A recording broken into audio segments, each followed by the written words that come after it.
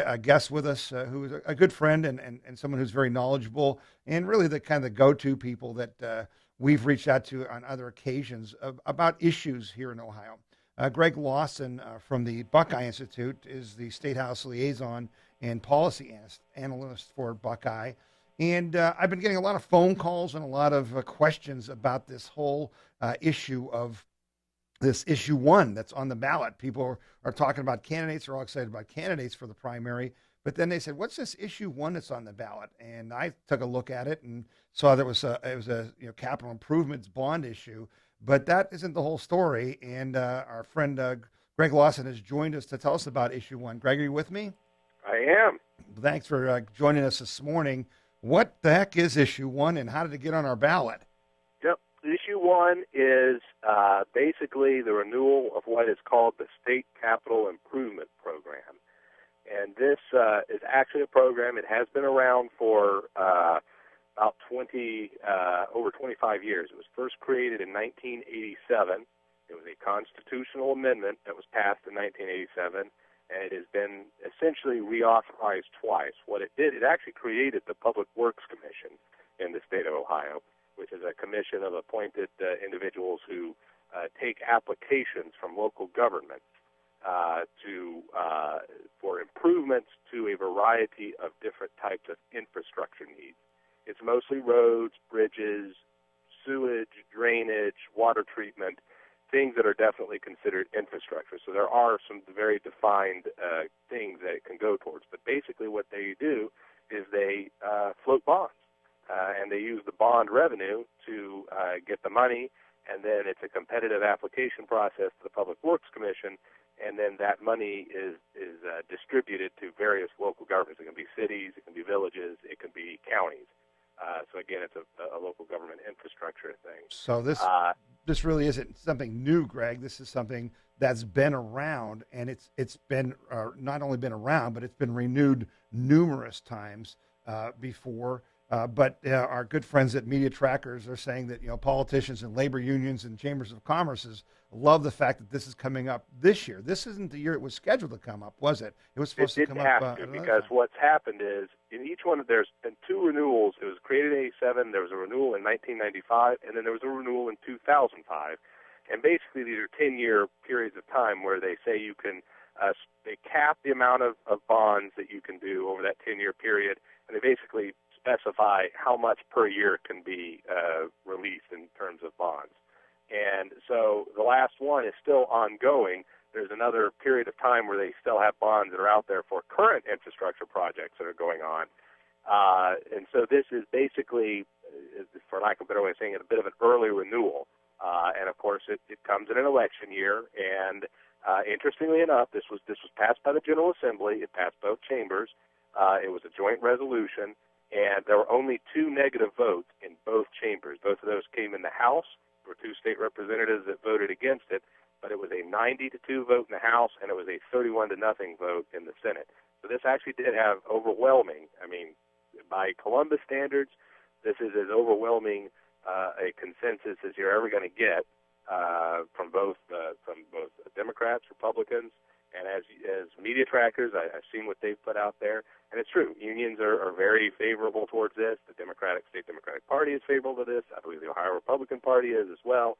Everybody is talking about this as a jobs bill. It's kind of interesting how we use Keynesian stimulus rhetoric to promote this, right. Which is kind of unfortunate because there are some legitimate reasons that you would want to do a program of this nature. Sure. Sure. But the catch here, and this is the thing that is a lot of people won't tell you, is that this is an increase. The way it had worked out in the previous one that was renewed in 1995, they basically capped the annual issuance of debt at $150 million a year. And actually it was a little bit less for the first 5 years of that 10-year period, and so right now it's 150. But this new issue, if it's passed, will actually increase the annual amount to $175 million for the first 5 years after it's authorized, and then it will increase it again for the next 5 years to $200 million. So in totality, they're actually looking at a cap of $1.875 billion, so $1,875 million over the next 10 years.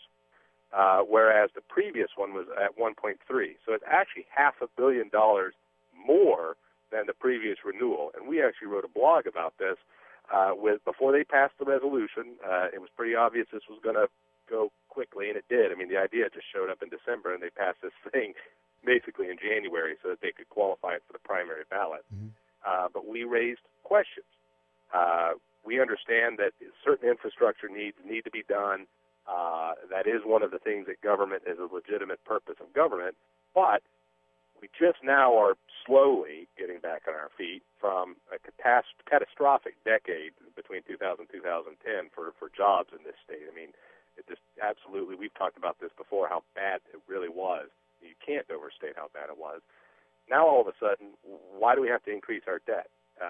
Why do we have to increase the amount? If you want to reauthorize it at a similar level, that might make sense.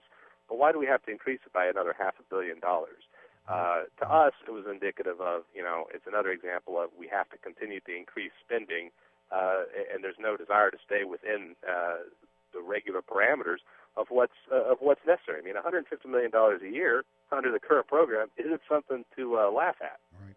Lots of money. Well, we're talking with Greg Lawson, State House Liaison and Policy Analyst for the Buckeye Institute, and you can get this kind of good information from the Buckeye Institute anytime you want at buckeyeinstitute.org.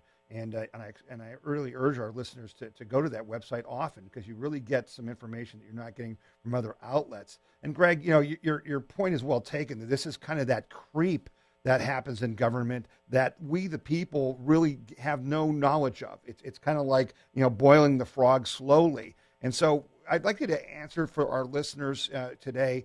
What does this mean to the common person? In other words, for those of us who pay taxes, there's obviously a political aspect to this. I think it has something to do with the complaints about the governor really kind of balancing the budget on the backs of local entities. But for Joe, common man out here who works for a living, pays his local, state, and federal taxes, what do these bonds really mean? Are our taxes going to go up, or are they just going to borrow money for infrastructure and pay it out of our current taxes?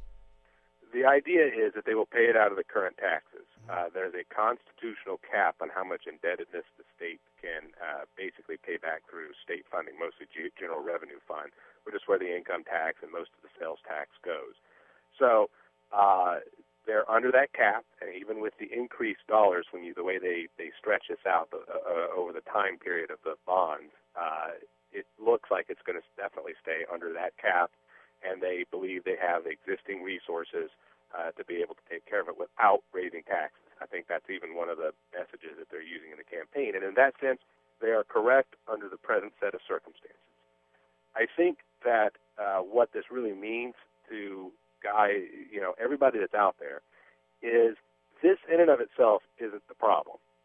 The problem is when you do bonds for this, and then you do your Clean Ohio bonds, and you do a Third Frontier bond, and you do, which are other types of things that they can issue debt for other types of projects outside of what we're talking about with Issue 1. It's the problem of, as you said, boiling the frog. You don't realize you're being boiled all at once because the temperature rises very slowly. It's not obvious. And that's the problem that Ohio has seen for decades. This goes back to for literally decades in terms of how governments continue to spend, continue to do things, and seeing creeping. As long as the economy stays okay, if jobs come back, right now tax revenues are actually ahead of what they were projecting, then this doesn't necessarily represent a problem or a tax hike.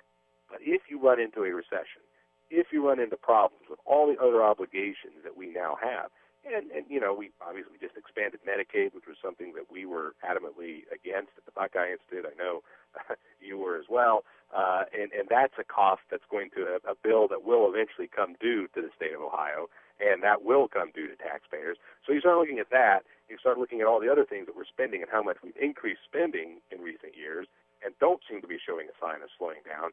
This is one more thing. This is, is this going to be the one straw that finally breaks the camel's back? You don't know. You don't know which thing it's going to be. So that's why we urge restraint and caution and saying just because things are getting somewhat better, and again, we have a really, really long ways to go to get Ohio back on its feet. Right. But we don't want to go back to the status quo. You know, the 1990s, which everybody kind of thinks of as a relatively decent time for Ohio and the nation. The economy was expanding and everything else, and we were expanding too. We were growing in the 1990s, but we weren't growing nearly as fast as the rest of the country.